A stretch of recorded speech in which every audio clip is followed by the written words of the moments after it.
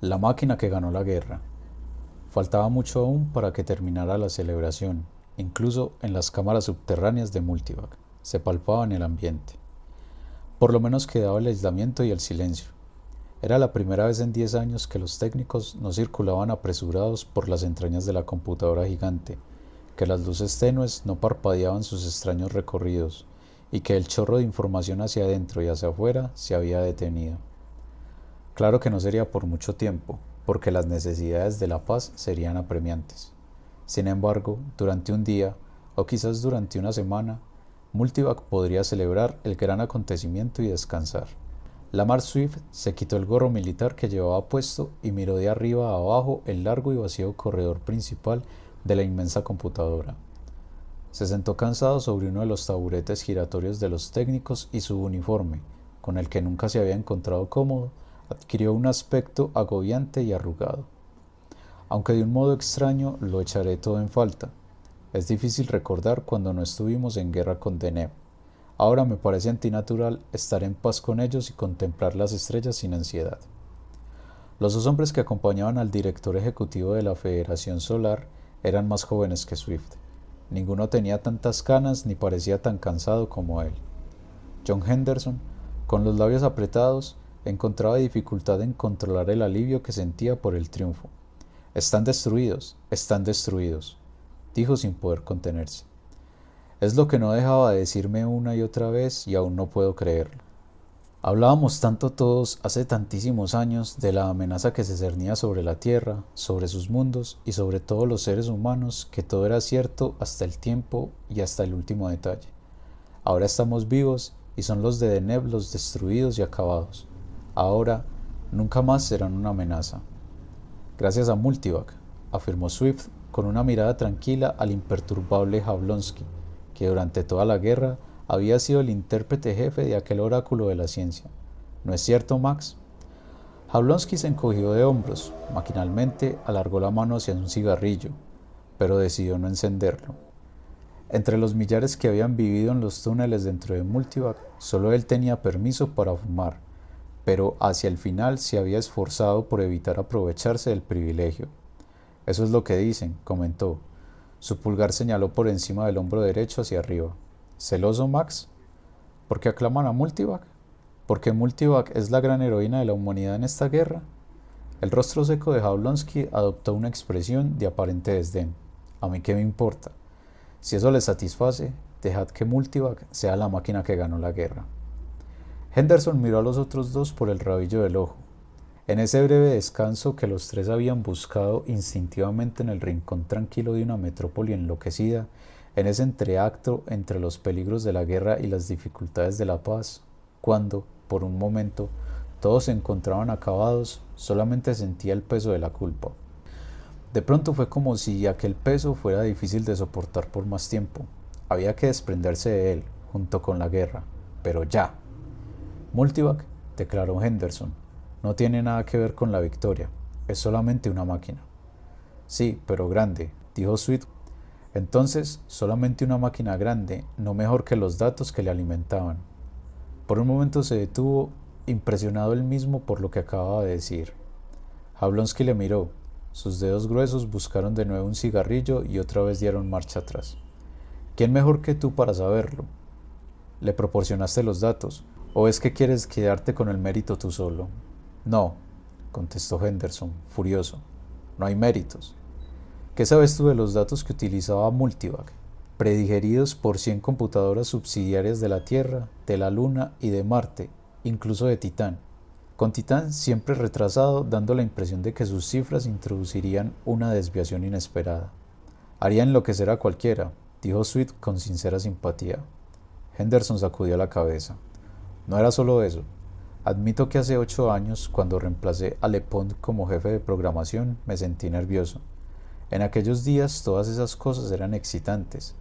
La guerra era aún algo lejano, una aventura sin peligro real. No habíamos llegado al punto en que fueran las naves dirigidas las que se hicieran cargo y en que los ingenios interestelares pudieran tragarse a un planeta completo si se les lanzaba correctamente. Pero cuando empezaron las verdaderas dificultades, rabioso pues al fin podía permitirse ese lujo, masculló. De eso no sabéis nada. Bien, contemporizó Swift. Cuéntanoslo. La guerra ha terminado. Hemos ganado. Sí, asintió Henderson. Tenía que recordar que la Tierra había ganado y todo había salido bien. Pues los datos resultaron inútiles. ¿Inútiles? ¿Quieres decir que literalmente inútiles? Preguntó Jablonski. Literalmente inútiles. ¿Qué podías esperar? El problema con vosotros dos era que estabais en medio de todo. Nunca salisteis del multivac. Ni tú ni Max. El señor director no dejó nunca la mansión salvo para hacer visitas de estado donde veía exactamente lo que querían que viera. Pero yo no estaba ciego, cortó Swift, como queréis dar a entender.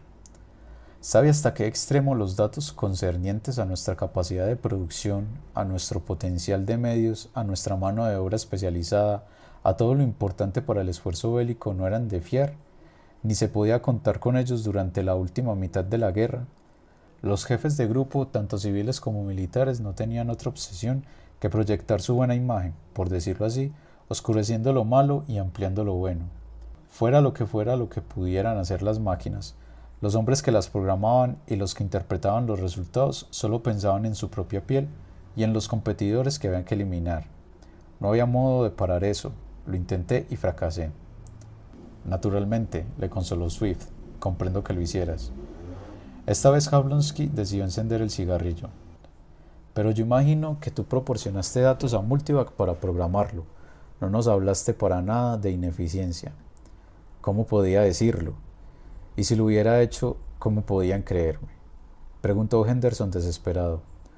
Nuestro esfuerzo de guerra estaba acoplado a Multivac. Era un arma tremenda porque los denevianos no tenían nada parecido. ¿Qué otra cosa mantenía en alto nuestra moral sino la seguridad de que Multivac predeciría y desviaría cualquier movimiento deneviano y dirigiría nuestros movimientos? Después de que nuestro ingenio espía instalado en el hiperespacio fue destruido, carecíamos de datos fiables sobre los denevianos para alimentar a Multivac, y no nos atrevíamos a publicarlo. Cierto, dijo Swift. Bien, prosiguió Henderson. Pero si le hubiera dicho que los datos no eran de fiar, ¿qué hubiera podido hacer sino reemplazarme y no creerme? No lo podía permitir. ¿Qué hiciste? Quiso saber Jablonski. Puesto que la guerra se ha ganado, os diré lo que hice. Corregí los datos. ¿Cómo? Preguntó Swift. Intuitivamente, supongo. Les fui dando vueltas hasta que me parecieron correctos. Al principio casi no me atrevía. Cambiaba un poco aquí, otro poco allí para corregir lo que eran imposibilidades obvias. Al ver que el cielo no se nos caía encima, me sentí más valiente. Al final apenas me preocupaba, me limitaba a escribir los datos precisos a medida que se necesitaban. Incluso hice que el anexo de Multivac me preparara datos según un plan de programación privada que inventé a ese propósito. ¿Cifras al azar?, preguntó Jablonski. En absoluto. Introduje el número de desviaciones necesarias. Jablonski sonrió. Sus ojillos oscuros brillaron tras sus párpados arrugados. Por 3 veces me llegó un informe sobre utilización no autorizada del anexo, y le dejé pasar todas las veces. Si hubiera importado, le habría seguido la pista descubriéndote, John, y averiguando así lo que estabas haciendo. Pero naturalmente, nada sobre Multivac importaba en aquellos días, así que te saliste con la tuya. ¿Qué quiere decir que no importaba nada?, insistió Henderson suspicaz. Nada importaba nada. Supongo que si te lo hubiera dicho, entonces te habría ahorrado tus angustias, pero también si tú te hubieras confiado en mí, me habrías ahorrado las mías. ¿Qué te hizo pensar que Multivac funcionaba bien, por muy furiosos que fueran los datos con que la alimentabas? ¿Que no funcionaba bien?, exclamó Swift. No del todo, no para fiarse. Al fin y al cabo, ¿dónde estaban mis técnicos en los últimos años de la guerra? Te lo diré. Alimentaban computadoras de 1000 diferentes aparatos especiales. Se habían ido. Tuve que arreglarme con chiquillos en los que no podía confiar y veteranos anticuados. Además, ¿creen que podía fiarme de los componentes en estado sólido que salían de criogenética en los últimos años? Criogenética no estaba mejor servido de personal que yo. Para mí, no tenía la menor importancia que los datos estaban siendo suministrados a Multivac, fueran o no fiables. Los resultados no lo eran, yo lo sabía. ¿Qué hiciste?, preguntó Henderson. Hice lo que tú, John. Introduje datos falsos. Ajusté las cosas de acuerdo con la intuición. y así fue como la máquina ganó la guerra. Swift se recostó en su sillón y estiró las piernas. Vaya revelaciones. Ahora resulta que el material que se me entregaba para guiarme en mi capacidad de tomar decisiones era una interpretación humana de datos preparados por el hombre, ¿no es verdad? Eso parece, afirmó Jablonski. Ahora me doy cuenta de que obré correctamente al no confiar en ellos, declaró Swift. ¿No lo hiciste? Insistió Jablonski, que, pese a lo que acababa de oír, consiguió parecer profesionalmente insultado. Me temo que no.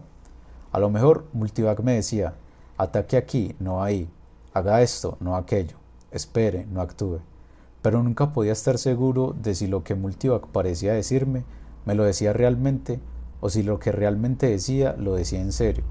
Nunca podía estar seguro. Pero el informe final estaba siempre muy claro, señor, objetó Jablonski. Quizás lo estaría para los que no tienen que tomar una decisión, no para mí. El horror de la responsabilidad de tales decisiones me resultaba intolerable, y ni siquiera Multivac bastaba para quitarme ese peso de encima.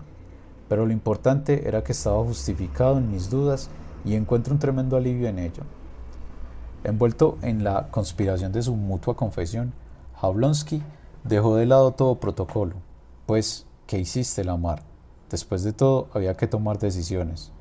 Bueno, creo que ya es hora de regresar, pero os diré primero lo que hice. ¿Por qué no? Utilicé una computadora, Max, pero una más vieja que Multivac, mucho más vieja. Se metió la mano en el bolsillo en busca de cigarrillos y sacó un paquete y un puñado de monedas, antiguas monedas con fecha de los primeros años antes de que la escasez de metal hubiera hecho nacer un sistema crediticio sujeto a un complejo de computadora. Swift sonrió con socarronería. Las necesito para hacer que el dinero me parezca sustancial. Para un viejo resulta difícil abandonar los hábitos de la juventud. Se puso un cigarrillo entre los labios y fue dejando caer las monedas una a una en el bolsillo. La última la sostuvo entre los dedos, mirándola sin verla. Multivac no es la primera computadora, amigos, ni la más conocida, ni la que puede, eficientemente, levantar el peso de la decisión de los hombros del ejecutivo. Una máquina ganó, en efecto, la guerra, John. Por lo menos un aparato computador muy simple lo hizo, uno que utilicé todas las veces que tenía que tomar una decisión difícil. Con una leve sonrisa lanzó la moneda que sostenía, brilló en el aire al girar y volver a caer en la mano tendida de Swift. Cerró la mano izquierda y la puso sobre el dorso. La mano derecha permaneció inmóvil, ocultando la moneda. Cara o cruz, caballeros, dijo Swift.